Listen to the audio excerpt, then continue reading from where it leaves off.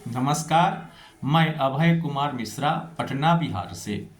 आज अपने प्रिय दर्शकों को हम बताएंगे कि गरुड़ पुराण के 12वें अध्याय के दूसरे भाग में भगवान विष्णु गरुड़ जी से क्या बताए हैं। तो भगवान बता रहे हैं कि इसके बाद मैं 16 पिंड के बारे में बताऊंगा।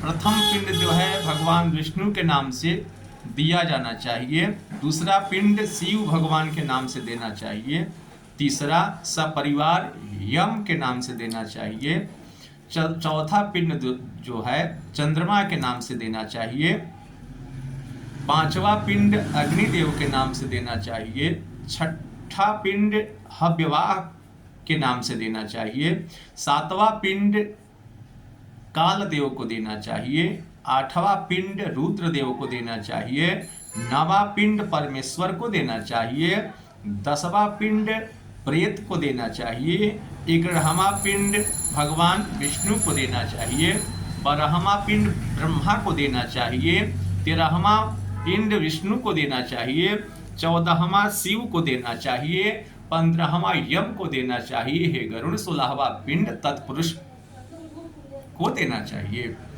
तत्वेता इसको मध्य खोडशक कहते हैं।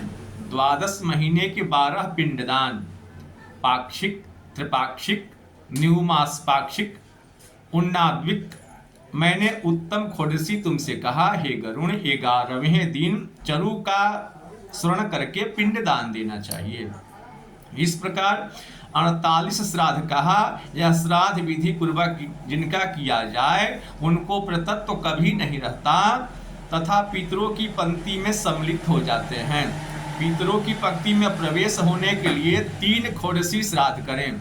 उन श्राद्धों के न करने से प्रतत्व जो है बना रहता है। जब तक खोडस त्रय श्राद्ध नहीं होते तब तक पुत्रादि के किए हुए अन्य श्राद्धादि प्रेत को नहीं मिलते। इसलिए पुत्र को खोडस्त्रय श्राद्ध विधिवत करना चाहिए।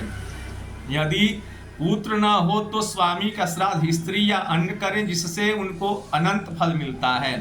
जो स्त्री परलोक संबंधी मृत पति के औददैहिक छया पाक्षिक श्राद्धादि करती है वह सती है, उसको सती कहा गया है। यह मैं कहता हूँ, वह पतिव्रता सती उपकार स्वामी के लिए करती है तो उसका जीवन सफल है, क्योंकि मरे हुए स्वामी को भजती है।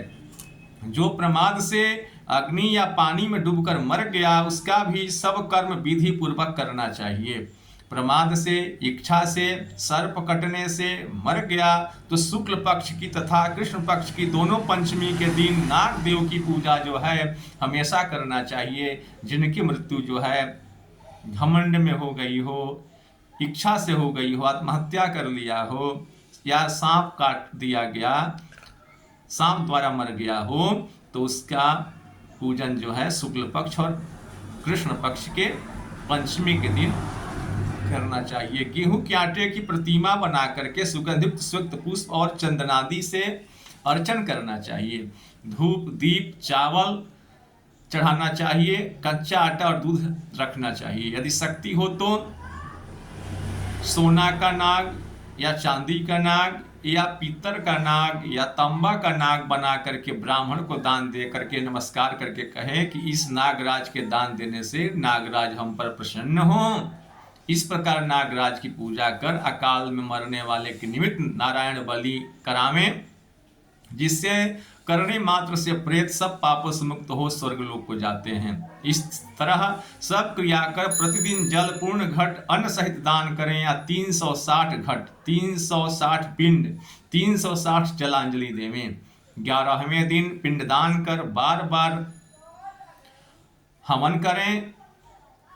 सब पिंडी श्राद्ध कर शय्यादान तथा पददान सुतिक निमित्त जो है करें। इसके अगले वीडियो में हम बताएंगे 13वें अध्याय में भगवान विष्णु गरुड़ जी से क्या बता रहे हैं और गरुड़ जी भगवान विष्णु से क्या पूछ रहे हैं। नमस्कार।